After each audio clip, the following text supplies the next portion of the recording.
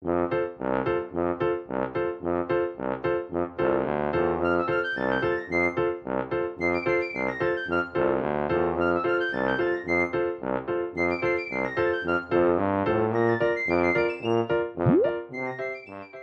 Hello everyone and welcome back to your favourite channel tour Fitoor. तो title पढ़ के आप लोगों को समझ आ गया होगा। आज हम बात करेंगे Prince Edward island teaching certification की /लाइसेंस की आप कैसे ग्रांट कर सकते हो।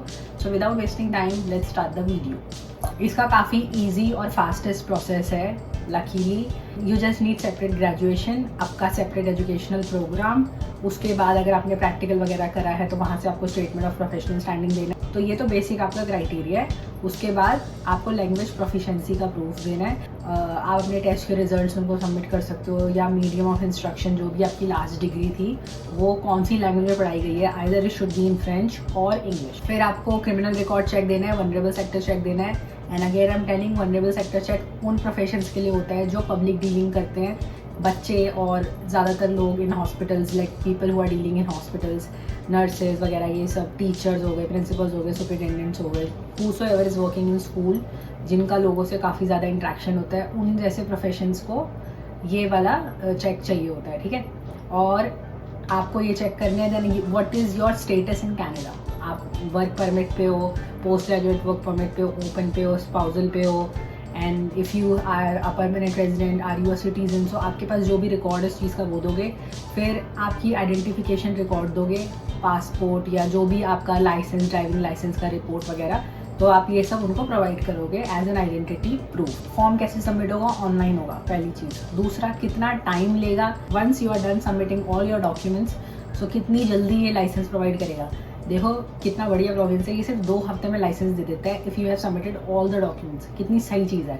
और इसकी फ़ीस भी बहुत ज़्यादा कम है, ओनली $125। ऑनलाइन फॉर्म भरने में कितना ज़्यादा टाइम लगेगा? 30 to 40 मिनट्स लगेंगे मैक्स।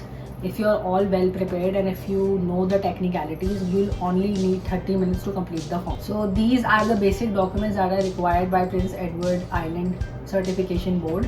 तो ये अगर आप डॉक्यूमेंट्स प्रोवाइड कर दोगे तो आपका लाइसेंस आ जाएगा। और ये प्रोविजंस चाहता है कि आप डायरेक्टली इनको ट्रांसक्रिप्ट भेजो अपनी यूनिवर्सिटीज़ और कॉलेजेस से जहाँ से आपने अपनी डिग्रीज अवेल करी है। अगर बाय चांस आप ऐसे कॉलेज यूनिवर्सिटी से पढ़े हो जो डायरेक्टली जो ट्रांसक्रिप्ट है वो किसी दूसरी थर्ड पार्टी को नहीं देता, स्टूडेंट को ही देता है, तो ये बोल रहे हैं आप अपनी ट्रांसक्रिप्ट लो उनसे, अपनी यूनिवर्सिटी या कॉलेज से, जिस भी कंट्री से आप ये देख रहे हो। ठीक है, और वहाँ के रजिस्ट्रार ऑफिस से ही आप इनको भिजवा दो वो चीज़, ये बता के कि ये मेरी लास्ट कॉपी है, फाइनल कॉपी है, I will be needing my original copy back. ठीक है, तो ये क्या करेंगे, आपकी ट्रांसक्रिप्ट को इवैल्यूएट करेंगे, कंसिडर करेंगे आपका रिक्वेस्ट कि स्टूडेंट को ही वो कॉपी सिर्फ दी जाती है, थर्ड पार्टी को नहीं दी जाती, और आपको दोबारा से वो ट्रांसक्रिप्ट नहीं मिलेगी। तो ये आपको कंसिडर करेंगे उस रिक्वेस्ट को, और once they are done with the evaluation they will return back your original transcript to your address. तो कि ये भी बहुत अच्छी बात है, ऐसा नहीं है कि वो डिस्कार्ड कर देंगे या नहीं, उनका रिजेक्ट क्राइटेरिया है वो आपको वापस दे देंगे। और ये कुछ लोगों को कंडीशनल लेटर ऑफ एलिजिबिलिटी भी प्रोवाइड करेंगे। ये सिर्फ उन लोगों को मिलेगा कि आपने सारा क्राइटेरिया फुलफिल कर लिया, रिक्वायरमेंट्स आपकी सारी मेट हो गई, पर आपके पास प्रूफ नहीं है कि आपका स्टेटस क्या है to work in Canada. If you have no proof that on what basis you will be working in Canada, so वो आपको टाइम देंगे कि आप वो चीज़ हमें स्टेटस प्रोवाइड कर दो, कि आपका वैलिडिटी प्रोवाइड कर दो कि आप किस बेसिस पे कनाडा पे काम करोगे। ठीक है, आपका वो वाला डॉक्यूमेंट अगर मिसिंग है उस टाइम फ्रेम के लिए, तो आपको कंडीशनल लेटर ऑफ एलिजिबिलिटी दे देंगे। मतलब they will provide you the license that हाँ he or she has qualified for the license, we are just waiting for the status thing. तो वो एक बार आप दे दोगे तो आपको फिर प्रॉपर लाइसेंस वो दे दिया जाएगा।